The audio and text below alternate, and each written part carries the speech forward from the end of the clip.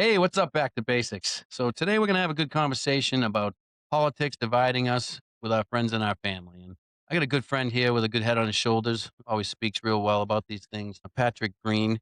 He's gonna help me explore this a little bit, and we're gonna see why politics have become so important and why it's a huge factor in deciding our friendships, even with people that we've been friends with for years, that we know inside and out. We seem to have this epidemic of letting political views just take that away and change our opinions on people. And I want to know why, and I want to get Patrick's view on why this is happening. Pat, why don't you just tell us a little bit about your political background, why you are where you are, and so on and so forth.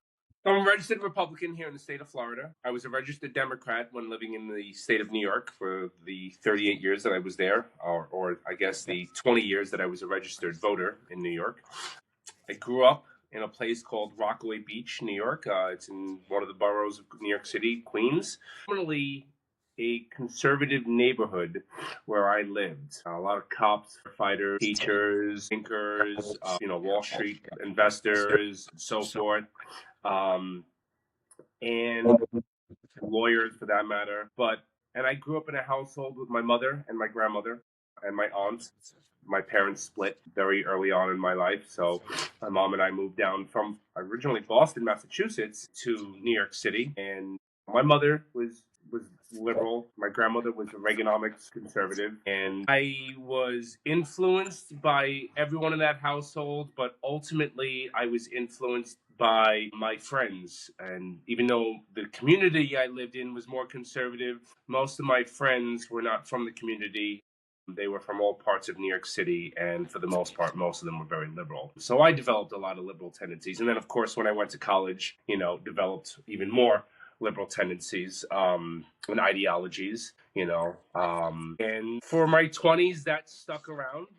As I got into my 30s, I became a little bit more moderate, still leaning towards the left, but slowly, that needle was moving from the left to the center, and at some point towards my mid to late 30s, more towards the right. And ironically, like as you said earlier, like why people today, are so divided by the political spectrum, and why friends and families disavow one another because they have a difference in opinion and political ideologies. That wasn't really the case for me growing up. My mother and my grandmother had a good relationship. They bickered and fought with each other at times, but at the same time, that wasn't because of their political differences. And my grandmother had 5 kids. I think 4 of them very liberal, and one, her son, very conservative. May he rest in peace. My Uncle John died 10 years ago this year, actually. Big Red Sox fan, by the way. You would have liked him. But their relationships were never dictated by their political beliefs.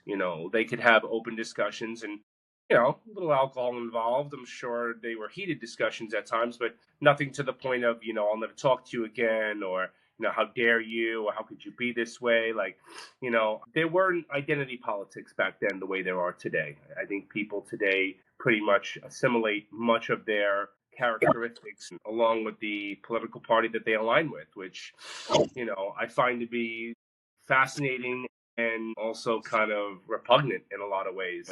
Um, but today I see a lot of people of any relationship, be it friend, relative, coworker, whatever, where people have a difficulty discussing things, and having an open dialogue, and people personalizing. One thing growing up in the 90s and the early 2000s, like I didn't personalize politics, especially since I really had no involvement in politics other than, just seeing it from abroad and not having a comprehension of how much it can affect the day to day, as I do now, obviously. But, the notion of division, I don't think really started until probably when Obama first became president. I don't even think it was the case when George Bush was in office, even though, George Bush was very polarizing and many people did not like him for a lot of reasons. At the end of the day, people would protest, things they didn't like about him, but they didn't disavow their friends and family over him,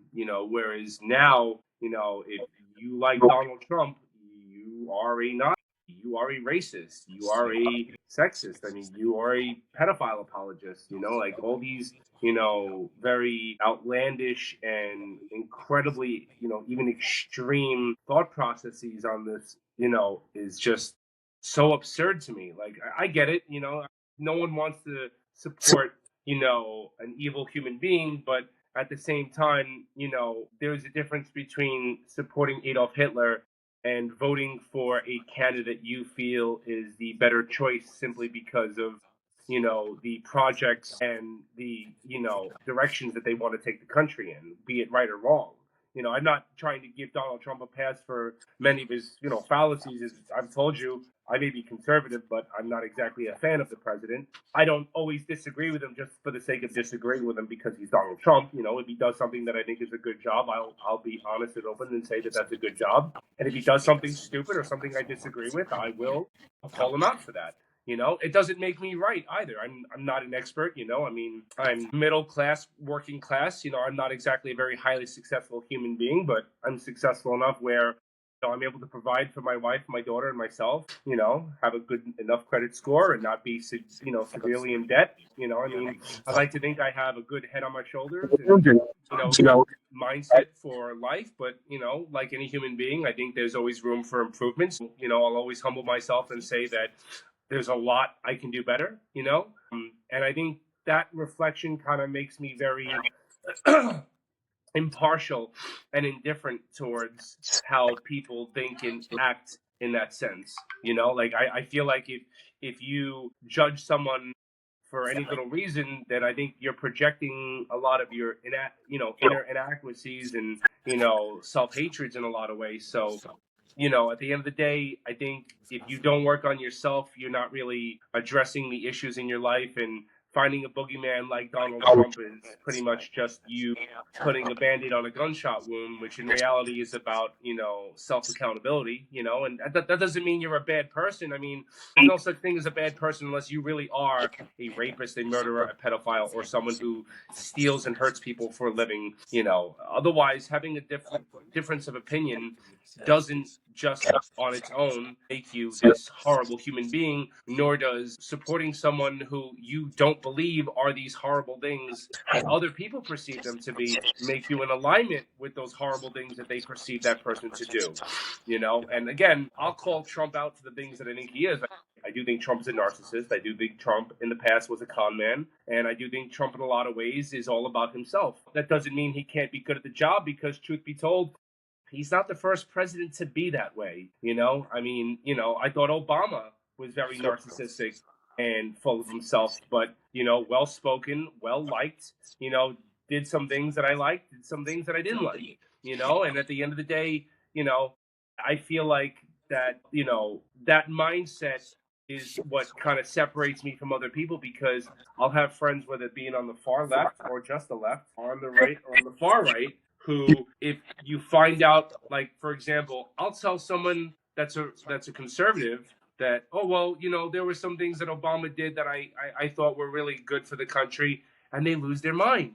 And it's like, well, hold on a second. Let's, take it easy. Don't personalize this. This is not me attacking you for agreeing with something that a person who overall I probably wasn't a big fan of did, just because I thought that what they did in that specific instance was a good thing, And I think people don't really see that perspective. All they see is either their side or the other side. And things have become so tribalistic where, like I mentioned, identity politics. If you find out someone merely voted for Donald Trump, now you don't trust them, you don't like them, you think they're a bad person, you don't want anything to do with them, you don't have a discussion with them, and you wish them ill will. Like, imagine that. Imagine not knowing a human being and anything that they've done in their life and, having even a good initial impression of that person, only to find out, oh, they voted for Donald Trump, so you know what? They're horrible human beings. Like, that to me is so ludicrous and so divisive in itself. Let me a little bit. I got a lot to unpack here. I do that. You need to have a button to press because I'll go on a rant, sir. I didn't want to do that to you because I'm really interested in what you're saying. It's always good stuff. But let me unpack a little bit of what you brought up. So you did touch on arguments with people, whether it be family or just people that believe in the opposite political beliefs as you. I think the arguments are still the same. I think the problem now is how arguments end. I think we still have these heated debates about what's good and what's right and what I think is good and what you don't, and so on and so forth. I think the problem is how people are ending these conversations. And ultimately, there's a large percentage of people that if that conversation doesn't end with the other person telling them that they are right and basically ball washing them and telling them how great they are, they find that person to be repulsive because they have a different view. And I think that's the problem because, again, you touched upon knowing the people or not. I'm putting more focus on the people that we know because we got these people in our lives that we've grown with, we've met, we've gone out with, we've done sporting events, dinners, we've talked about families, we've shared secrets with each other behind the scenes, we've had debates about things like racism and economics and all this stuff. And then all that, you have this history of a great rapport rather, with this person and then they simply disagree with you on a political thing that you consider serious, and you take, 10, 20, 15 years of knowing a person and how they are as a person inside and out, and you just disregard that. And you say, "Oh, he doesn't agree with me here, so he's a bad person, and I can no longer associate or speak to that person." And that just drives me absolutely crazy. What do you think of? Well, I think the big difference between 30 years ago and the way people converse with each other and could walk away from a discussion that they agreed with or disagreed with, more or less disagreed with, and still have a good relationship as opposed to now is the advent of technology and things like social media, and the internet. People have more free time on their hands because technology has made things easier for us. We don't have the same type of preparation for certain things that we would have 20, 30 years ago. So we have more downtime. We have more access to, information. Just we could be sitting on the toilet on our phone and be able to read a thesis paper or a research project or a news article, much of them opinion based with, Well, loosely. I'm sorry. that's a great point because to go along with that, as they're sitting there on the toilet or whatever, they're being fed those articles and things that you speak of. But we know that with technology and our phones listening and so on and so forth, that our algorithm is just going to hammer us and reinforce all of the beliefs that we talk about with our friends or that we post online. And our algorithm's set up to make us believe that everything we're saying is right. And all the other points that go against it, they're wrong. And that's how the algorithms are set up, and I don't like that. I don't even so much know that for a fact. I'm no technological expert by any means, but it certainly seems to me that, between me, my friends, my girlfriend, I see anything that comes up on our phones totally aligns with us. So again, I think that reinforces it. That makes you think that you're right and everything else is wrong, and it makes it a lot easier if you tell that person that you're talking to that they're crazy and they're wrong because you've seen 15 articles that totally push the belief that you have already. Well, a big part of that algorithm is Yeah. what you're watching and reading. Yes, social media definitely picks up on what you're saying, in your articulation and your verbiage and what you're typing, as well as what you're liking and clicking on and so forth and following. But I think the point I was trying to say about the difference between now and 30 years ago is the fact that because there's more information out there to obtain, there's also more opinions out there. And a big thing about, controlling the masses one direction or another is propaganda. And we have too many propaganda pages and propaganda news outlets, some of them mainstream now. I mean, I'm sorry, whether it's, I'm sorry? On both sides.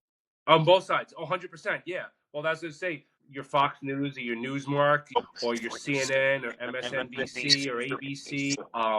There is always an agenda and, affiliation in those outlets. Fox will always side with the president for the most part. ABC will always, do something that will go against the president.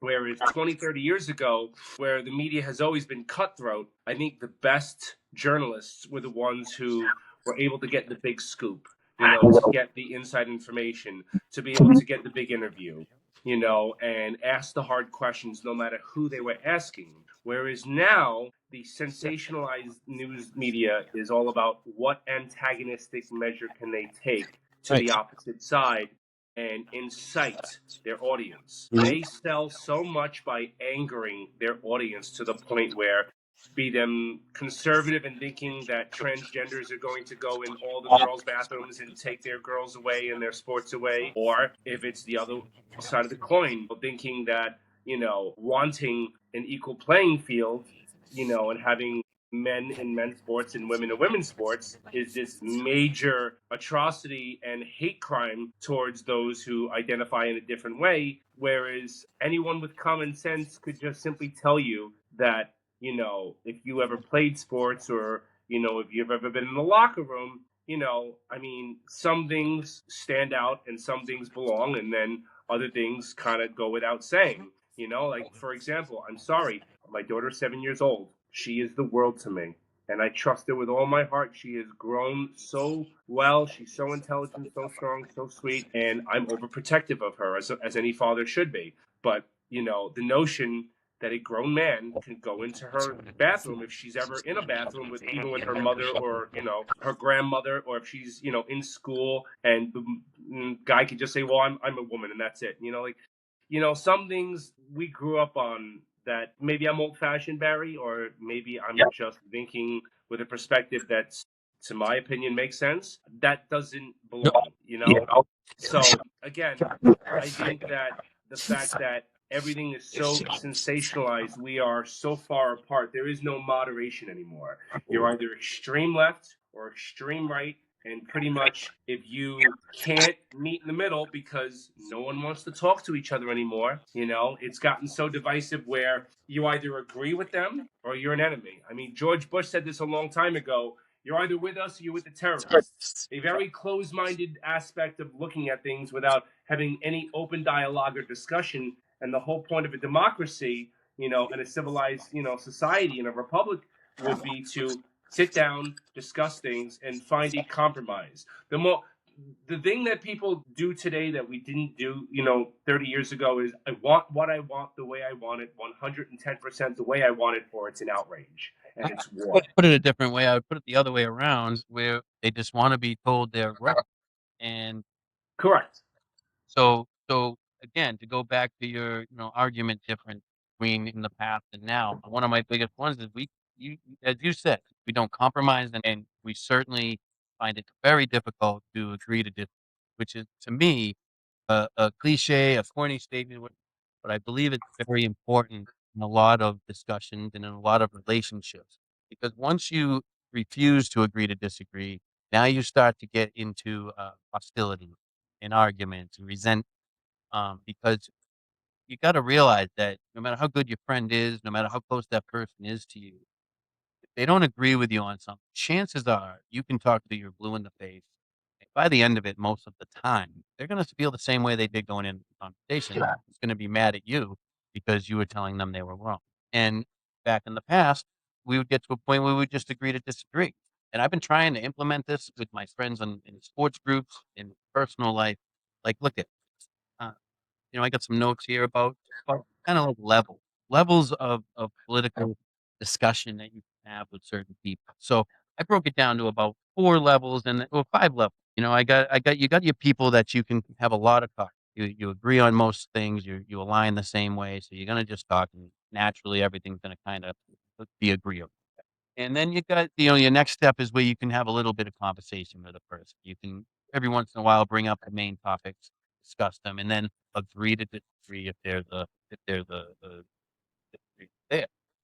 Your next person, you can't have hardly any. Every once in a while, something major happens. You shoot the shit about it real quick.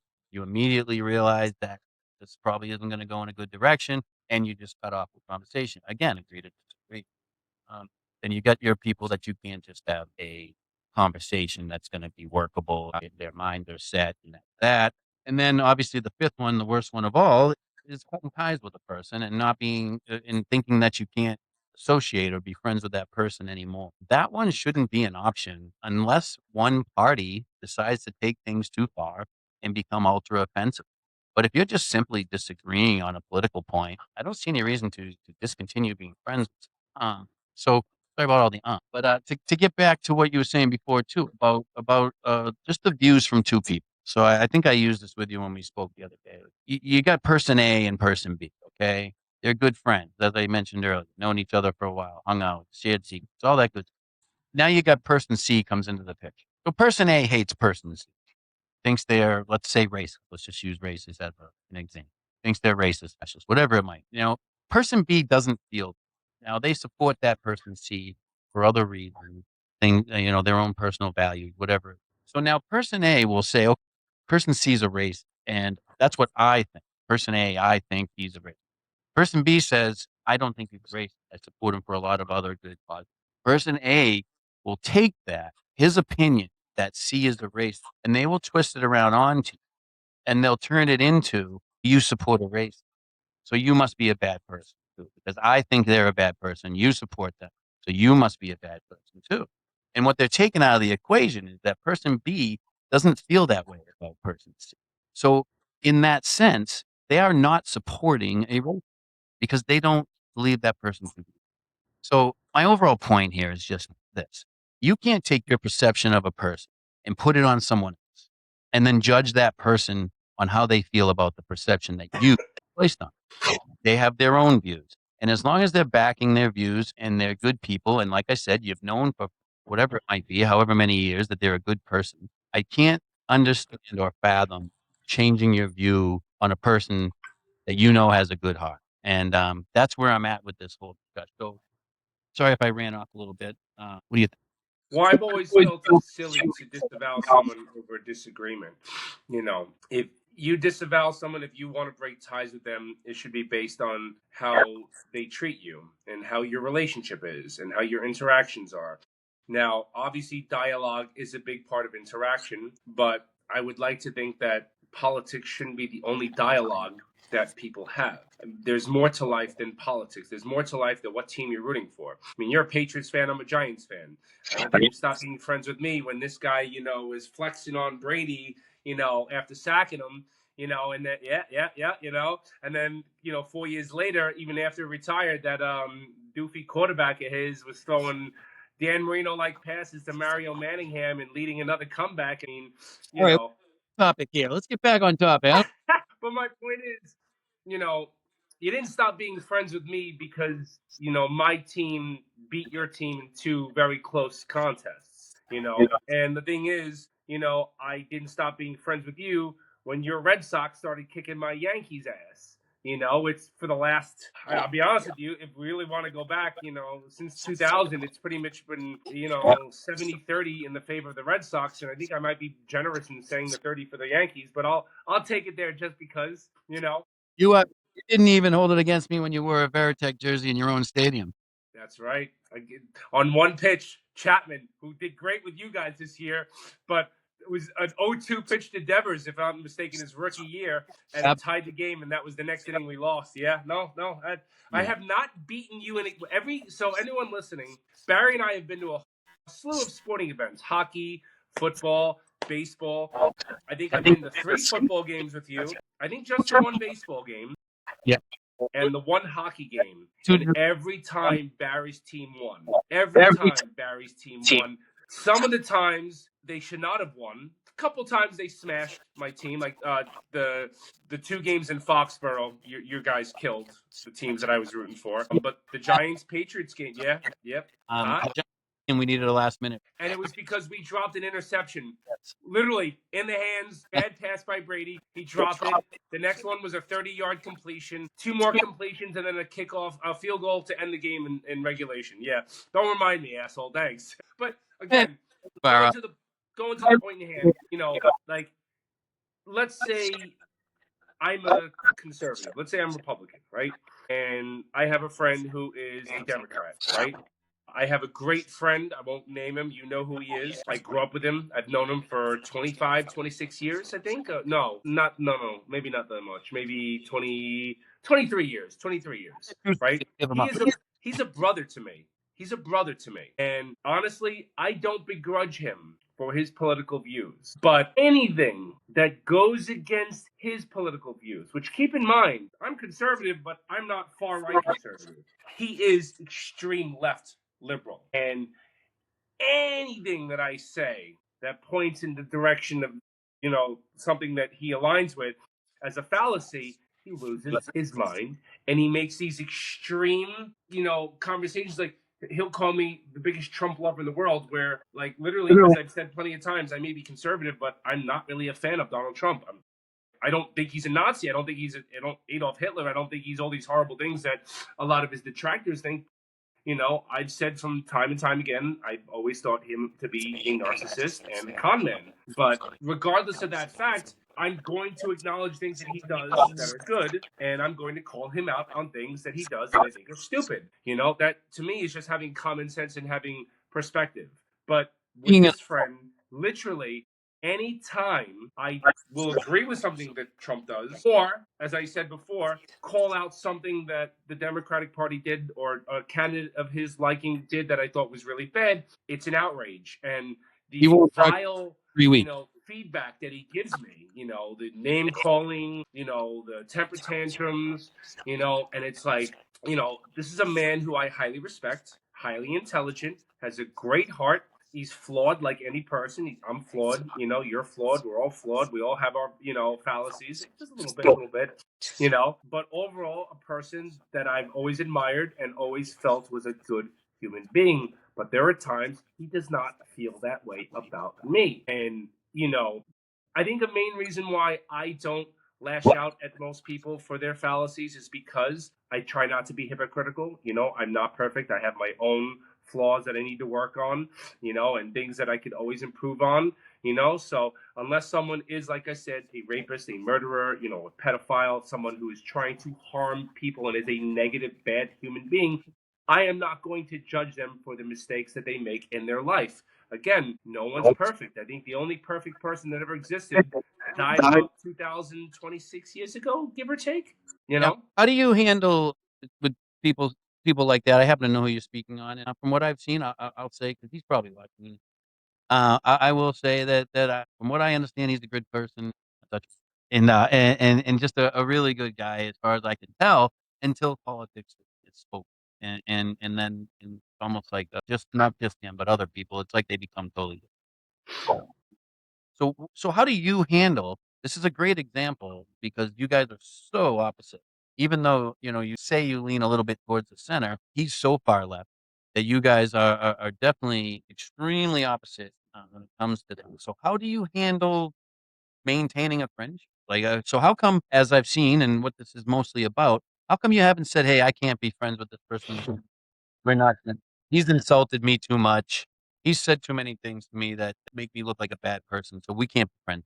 What stops you from taking Well, knowing who he is, first of all, and the time that we've spent and the years that we've known each other goes a long way. But in my life, I try to play devil's advocate. I like to see another person's perspective.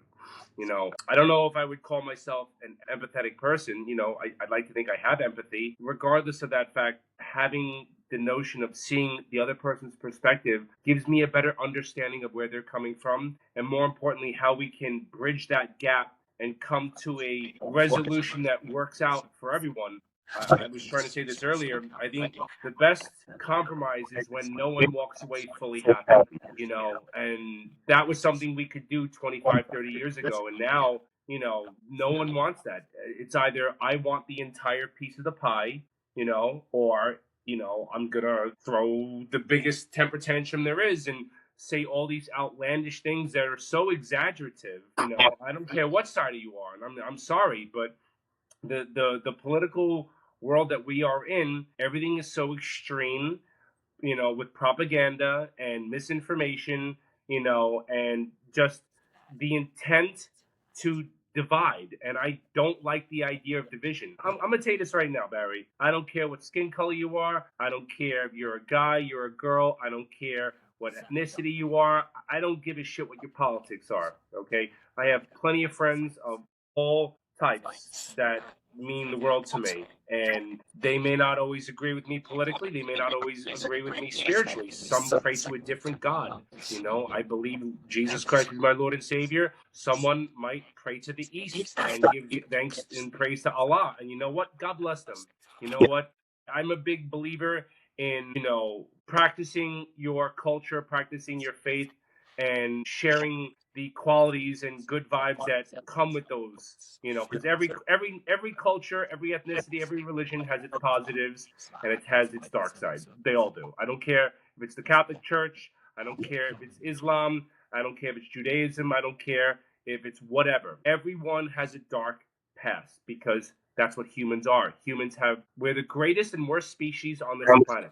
We do all the greatest things and all the worst things, and that's a big part of humanity. But that's my point, Barry. Is how do I bridge that with my friend? I want to see where he's coming from. I want to see why he feels the way he feels. I want to see where he's getting his information and why he's ascertaining the opinion that he's doing from that information, and to see what his intent is.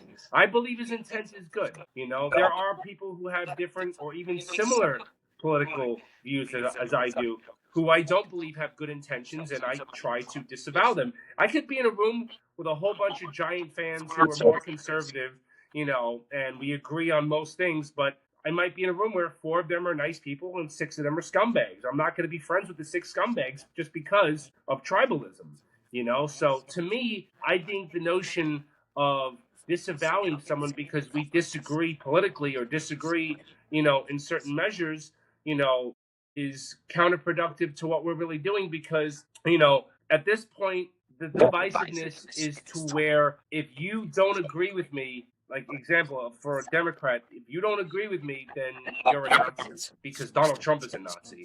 And it's like, well, okay, maybe Donald Trump has some personal qualities to him that may be dark. I don't know the man personally. You can judge based on third party, fourth party experience, a la news and other people, what people claim, and he said, she said. But at the end of the day, I don't know what his real beliefs are. I don't know if he's a racist at heart. I don't know if he's done all these horrible things. And by the way, I will say this, Barry, if he is guilty of whatever people like to think he's guilty of, I hope he gets everything that's coming to him, just like any person who does something horrible. I don't pick and choose when right is right and when wrong is wrong. It's not, have your cake and eat it too. Either you did something that you should be held accountable for, or you didn't.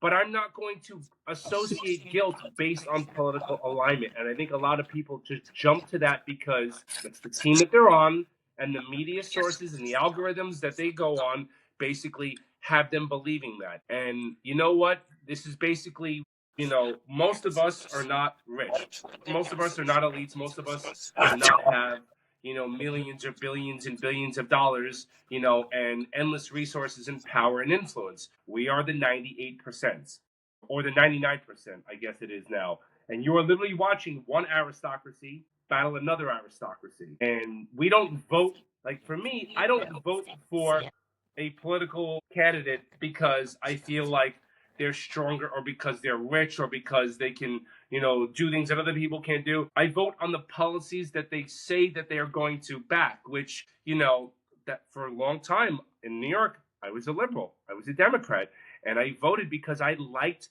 what I was hearing. But what made me stop being a liberal is because all the things that they would claim they want to do weren't actually what they were doing.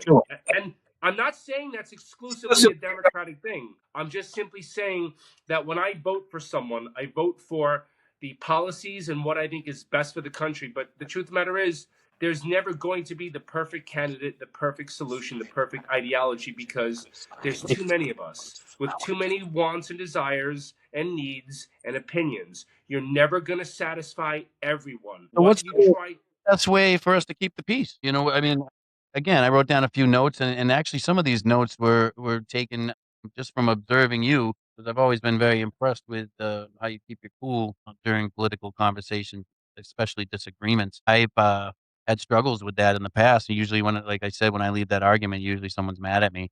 So I clearly got to work on something. But with you, a couple things I noticed. I noticed that you number one, and I do this also, is I do try to bring facts. I try to keep most of my emotions out. Clearly, emotions are going to play in any conversation and anything that you're passionate.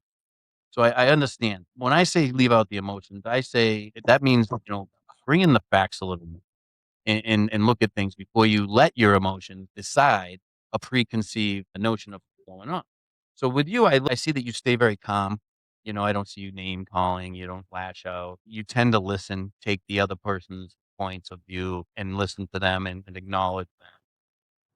Can't get emotional and you know when to stop. So that was kind of my list on how to have a conversation with someone that disagrees with you without it ending in hatred or just Do you agree with that? Well, for me, I don't personalize. I don't take things to heart. I don't take someone's reactions as indicative of my character. I don't even take it as indicative of their character. I think it's more indicative of a lot of the fears that are in their minds and hearts. And, you know, some of the anger that they have. A lot of people today are so angry because they do not know how to properly channel that anger. They don't work it out. I mean, too many people don't self reflect. I talk about accountability. Accountability doesn't just talk about the mistakes we made in life, it's your feelings. And I think too many people bottle up their feelings. They don't even know why they're angry. They've got so much going on in their life that actually sitting there and evaluating what actually is upsetting them, instead, they find a boogeyman to put all the blame on. And I'm sorry, but for all his faults, I don't think Donald Trump is the reason that so many of these angry people have miserable lives. I think most of those people who have such anger and resentment towards the man to the point where he consumes them, just his name alone consumes their daily lives on that given basis, they're not really looking into their own actions and their own decision makings that have put them in a position where they're not where they want to be in life. And that's not me judging them. I want you to understand this. I'm guilty of that too. Victimhood is very I just have to sit there and reflect and try to think about what really is bothering me and what really is the issue. And when people lash out and they'll name call me, I try to have a perspective and I'll ask a question. Well, why do you think you feel that way? What do you know about me to make you say such a thing that would say that? Like, oh, well, you say this. I'm like, you're generalizing. And a lot of times I feel people are projecting their behavior onto others, whether it's me or whoever. Hold on a second. You have no basis to make that comment just because you're in your feelings right now. Okay. But I think the problem is, it's not just men, women do this too. They don't acknowledge what's really upsetting them in life. They don't really acknowledge, the inadequacies that is, their existence and, what's been happening to the point where they have such frustration that they can't articulate it. And instead, it just gets it's almost like the girl who gets cheated on by her boyfriend over and over and over, and she lashes out at her sister, at her friend, at her mom, at her coworkers, rather than just saying, something, the asshole at home is the abusive one who is, fucking up your life. Maybe actually hold that person accountable. And it's not always external sources. Sometimes a lot of people are doing it to themselves. What their spending habits, their eating habits, their lifestyle choices, their decision making that causes them to have a lot of issues in their life where all of a sudden, some candidate, selling snake oil says, well, it's because of this person that your life. I mean, that is what the Nazis did. That is propaganda. That is finding a boogeyman to galvanize enough support to increase your own political power while simultaneously denouncing someone for something that they didn't do just because everyone's afraid and misinformed. We don't have enough understanding of each other, Barry, to the point where we just sit there and say, okay, why would so and so think this way? Where is so and so coming from? Instead, we're just like, well, you don't think the way I think, so you must be an idiot. As if that person making that proclamation is any expert in life, is such a successful human being and such a happy person in a place that they can have, their high horse and, judge people from afar. I think that that's a great point. It goes back to what you were saying about the algorithm, reinforcing it because you get these ideas in your head, and then you have videos and memes and gifs and whatnot, just constantly telling you that yes, yes, that's exactly what's going on, and you are exactly right. And they don't see the other sides because again, the phones and whatnot are not going to be showing us the other side. And you touched upon it. It's a really good tool to cause division. Um, to do that, to just feed certain people one side of the argument and then the other half of the country or whatever, the other half of the argument. Because now all you're gonna have is people telling each other how they're right and the other one's wrong and so on and so forth. So my problem is the moral high ground. Personally, very tired of when people are coming at me or others and I watch on it all comes from this like false sense of morality. What they're saying is right and you're a horrible person and the way I live life is the best way to do it. And it's fine that we think that. I mean, obviously we're gonna think that. That's why we're making things we're making. Like we think we're living life our perfect way. But to hold against someone else, for not doing it the exact same way, especially friends that you know inside and out, I think politics has just made it so crazy out there that we are losing sight of reality when it comes to a person and their heart and the way they care for people and love other human beings. I support Donald Trump, but you know me well enough to know that one of the obstacles I face every day is for some reason, I've gone 45 years without ever a person even considering the fact that I might have a racist. They didn't do much of my background, but everywhere I lived was diverse. Even until 6th grade, when I walked out of my house in Brockton, Massachusetts, I walked by 7 different national. I waved them or slapped them down or whatever it might have been and said hello and never even considered the fact that I was white and they were brown, Asian, black, whatever. Never did. So now 45 years later, social media becomes rampant. Opinions are being put out there more often. I was raised very conservative. Work hard, get your, grab yourself by the bootstrap, pick yourself up, make sure you take care of yourself and your own. No one's gonna help you. You don't need free shit. The government shouldn't be fucking paying all your bills. Like, that's how I was raised. So now you come out with opinions these days online.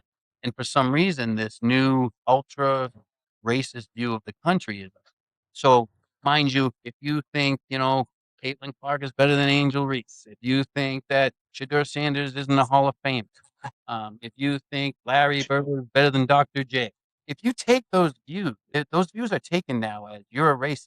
You didn't pick the black person you picked, so you're racist.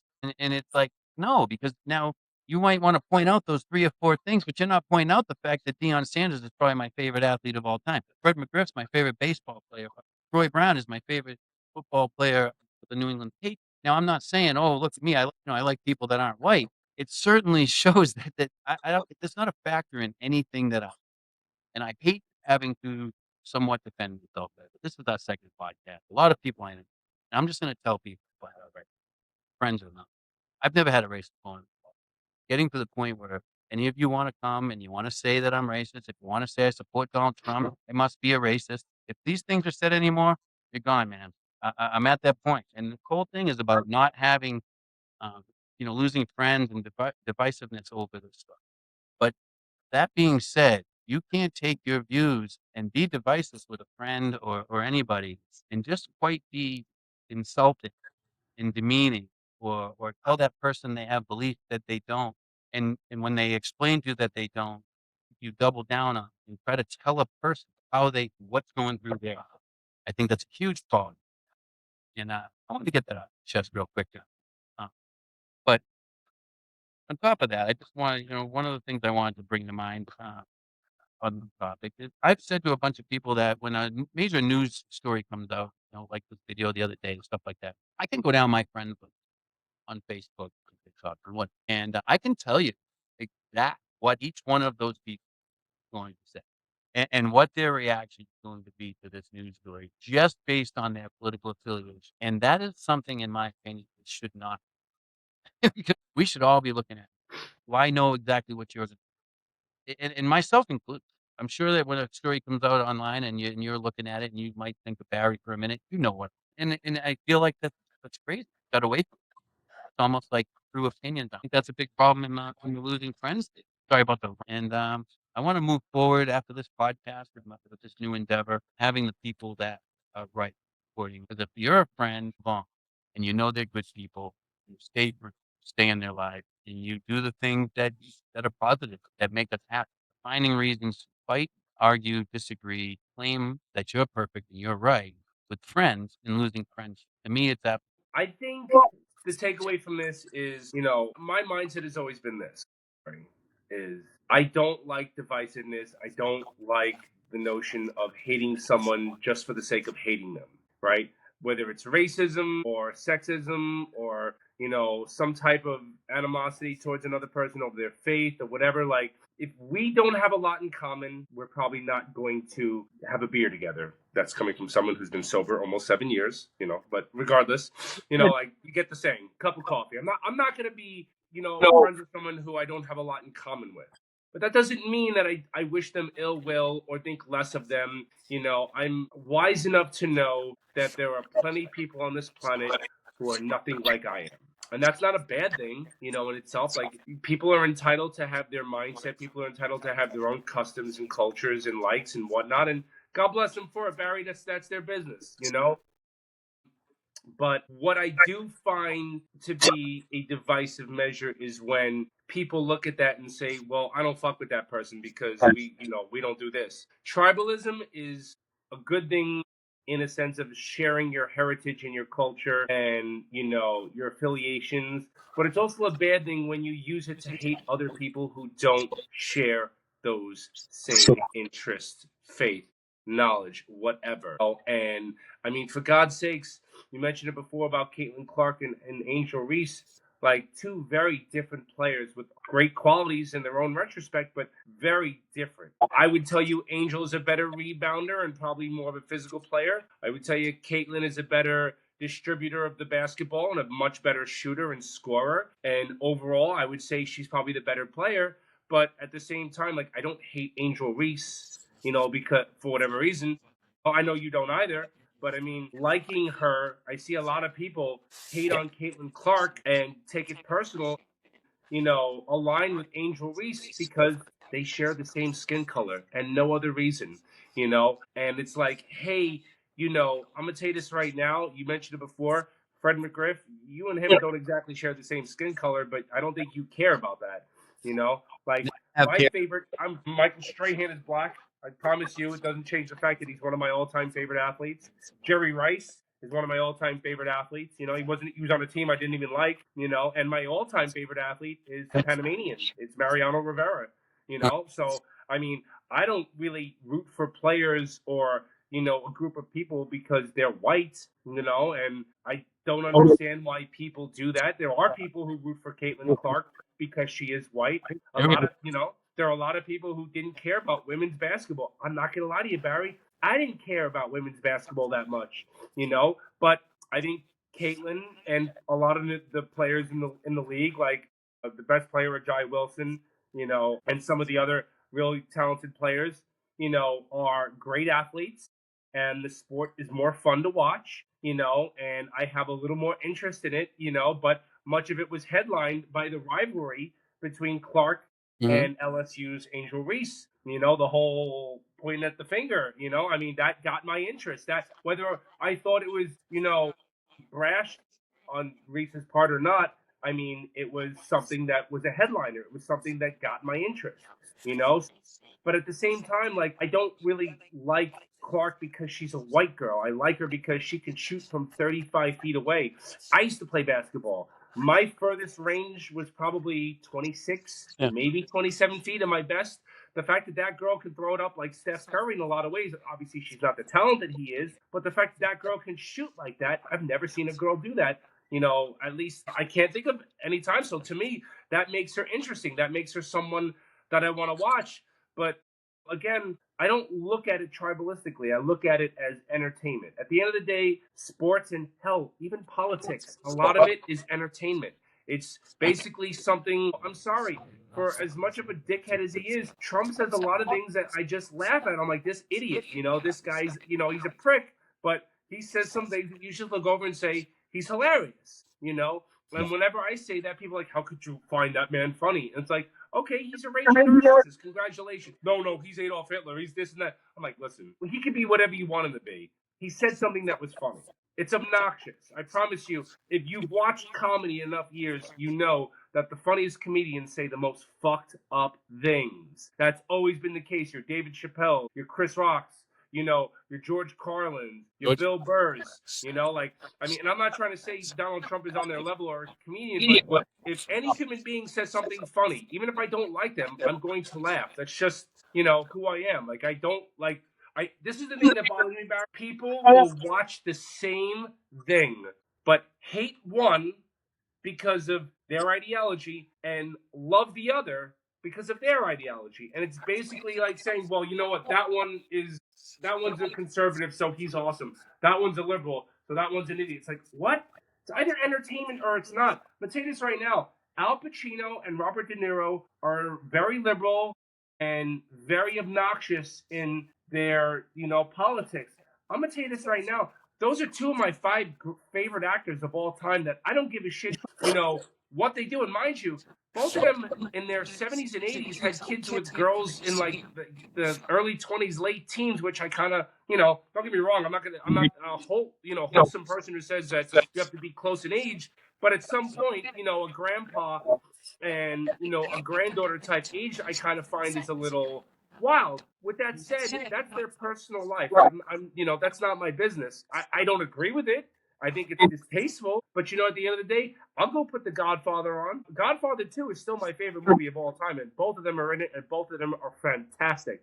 And you know what? Like, the fact that we are, dividing entertainers, athletes, public figures beyond politics based on their politics, it's ludicrous to me. It's like, I'm not supposed to like someone because of who they voted for?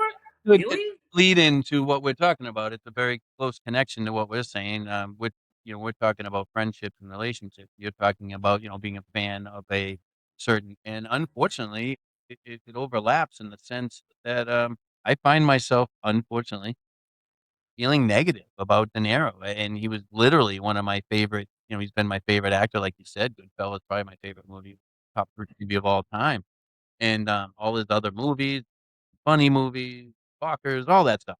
And I personally, when I see him F Trump, F this, and just the radicalism that he displays.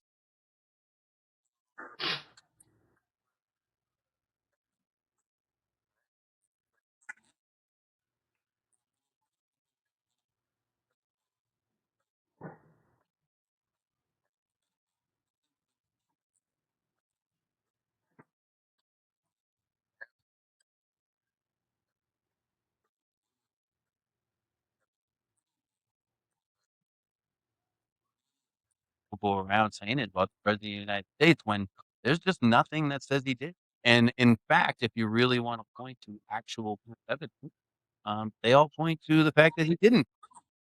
So it's like, so that's blown to but that's a whole different conversation. So, we've been going almost how we can first off, the crazy friends that like politics run the lives, especially with maybe in 3 years, it'll be a little different soon, but right now, that stuff's not. So I think my biggest thing is get back to basics on how to agree to this. Learn how to accept that you have to be there for you are, but they might feel 100% different, and that's okay. It didn't change that love that they had to do. Shouldn't end the friendship that you had. Shouldn't make you different towards that person. And if you get to a point where after this, we probably won't talk. Anyways, that being said, why don't you give me your conclusion? What's your best way to control your friendships and to stop them from ending over political? Know when to diffuse and also hold your friend accountable. Call them out for their tribalism. I think a lot of times I will tell my friend, hey, take a step back. Is this really about me or is this really about your mindset and where you're coming from? But also at the same time, know when someone's in an agitated state not to put gasoline on the fire. Know how to put something out and extinguish it before it festers. Without compromising, yourself in any way. You don't have to appease people just for the sake of being liked. It's okay to tell someone, hey, I disagree with you, but you know something? I see where you're coming from. I understand how you feel. It's certainly, you're certainly entitled to your opinion. And I'm not going to sit here and tell you that I'm right, you're wrong, because I don't know enough about the situation since I'm not there. I mean, that's the biggest thing about politics that I don't understand why people lose their minds is we don't really know who these people are. We see what was presented to us in the media, but at the end of the day, I mean, I think I met Donald Trump twice, and both was when I was in New York, long before he was in politics, long before he was a Republican, when he was a Democrat. People forget that sometimes, you know.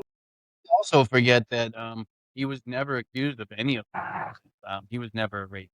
He was definitely never into pedophilia. He was loved. He had all people of different races, colors. He was very popular. He was, Extremely popular and yeah. became political. Well, I mean, he went against the grain. I mean, that's the thing. People forget that whether it's Democrat or Republican, there are very rich and powerful people behind the scenes, some some you never heard of, who have great influence. I mean, the one thing that I say about politics, whether you're Democratic or Republican or independent, and it's usually just Democratic Republican because those are the two, political parties, special interest groups and lobbyists, okay, are really those who control the narrative. And they basically, like any company, when it comes to advertising, finds a slogan and finds something to use to galvanize interest. And in a lot of cases, that interest, is superseded by being divisive because, that is just a way to control the masses, and people think that we need to be a united country, like a united front, but in reality, most times you don't need the majority. You don't need, everyone to agree. You just need more people to agree than not agree to get what you want, and to lose your mind over that, to be so angry and frustrated to the point where, you have this, thought process of it's them against me, when in reality it's one aristocracy against another and has nothing to do with you, but you personalize that. Again, I tell the person all the time, like, hey, what do you really gain from this? Like, what are you gaining? And when people try to take the high ground and say, well, I'm a good person, and I'm like, are you? Okay, what makes you a good person? Virtue signaling does not make you a good person. Just telling someone that you want them to do well doesn't mean shit. I can tell every black kid I ever met that or adults that, hey, you know what? You come from a really shitty situation, and I hope you do really well in your life. What does that do for them? Okay, thank you for being supportive, but at the end of the day, if someone is in a difficult position and you don't actually give them the support that they need, in any kind of way, just saying something means nothing. Whereas actions speak louder than words, and again, I'm not going to sit here and try to say, well, I have all these black and Hispanic, all kind of friends. Like, listen, that doesn't mean anything. Like, to me, if you've met me personally, I'm going to be genuine. I may not always say things that you agree with, I may not say things that you like, but I'm going to look you in your eye and tell you how I feel. And at the same time, look at you and acknowledge the fact that I want to be in the room with you. I'm spending my time with you because you matter to me, that you are someone of importance to me, who, when I say I wish them well, I try to do in my own actions to help them do well. That doesn't mean I have to take the shirt off my back and give you everything that you think I owe you, because I'm sorry, you're not entitled to something that, I have. I give it to you or give you something or do something for you out of the kindness and friendship in my heart, because again, you mean something to me. But, I don't believe in one-sided relationships, and I don't believe in just appeasing people for the sake of appeasing them because they're in a position and you want to be well liked. At the end of the day, if someone doesn't like me, Barry, it sucks. It really does. I'm not going to wish them harm or ill will, but at the same time, I'm not going to be an apologist and just say, oh, well, you know what? I didn't mean to offend you. With all due respect, my friend, go fuck yourself. It is what it is. That I totally agree. There's a lot of people in my life right now that I feel like, but there's too many in my life right now, Pat, that are literally giving the ultimatum of I won't be your friend unless you agree with everything I say. I got you. Yep. Group of friends where, as you just alluded to, it feels like I'm constantly making these efforts to make sure that they like me. And it's like I shouldn't have to do that. And nobody, you should always be able to be natural and genuine. And then if the person likes you, they do. And if they don't, they don't. And that's fine. We all can have our own perceptions on people and politics and the other situation. But I'm getting to the point where it's real tired of having to give in. None of these people that I sit there and constantly try to appease are doing the same for me. Again, they're that are only happy if I'm there. We've gone quite some time here and you've been great. You can't hear me? I can hear you now. I think sometimes you look to your right and it lose what you're saying. You need to be closer to that microphone when I can hear you better. Yeah. it all went through okay. I'll do a good edit afterwards. But again, in conclusion, I would say this. I would say it's a really sad thing that we've gotten to this point with politics to again where we're picking and choosing our friends based on political beliefs. So I think I had the mic down a little bit. But anyways, I'll check this out and review it. Probably cut out this part right here. So real quick, give me just your final view on how you handle people that are basing your friendship with them on whether you agree politically or not. How do you handle that? Well, if they're only friends with me because of our political alignments, then I don't know if we're really friends. And if they are friends with me, But that whole New York Boston thing. But anyways, hey, I hope you guys enjoyed this. Again, don't let politics get in the middle of relationships with people that you know have good hearts and that have been there for you and that you're friends with. Just having a different belief doesn't change a person. There are definitely deal breakers out there, and we all know that. If you have deal breakers, you personally choose them, and that's on you. And I understand, but make sure that you got it right. If you have a deal breaker, somebody being racist, somebody being too arrogant for you, at least make sure you're right. Make sure that that person really is those things that you say. Don't discard millions and millions of pieces of evidence over one. I guess that would be my main. So everybody be safe out there. Enjoy the Super Bowl today. We'll get Pat back on here. I'm sorry we got cut loose there. And let's see how this one came out. Everybody be safe and keep getting down with facts and bring it back to basics.